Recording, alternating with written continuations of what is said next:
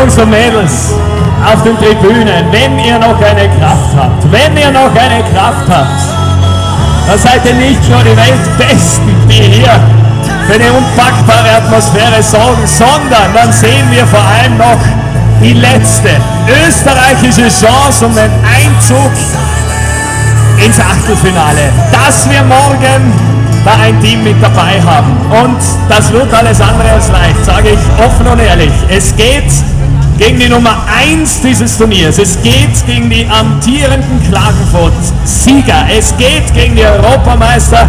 Es geht gegen Lion King Alexander Samoilovs und Sprungwunder Janis Meditz. Und es gibt da jetzt nur eine Möglichkeit.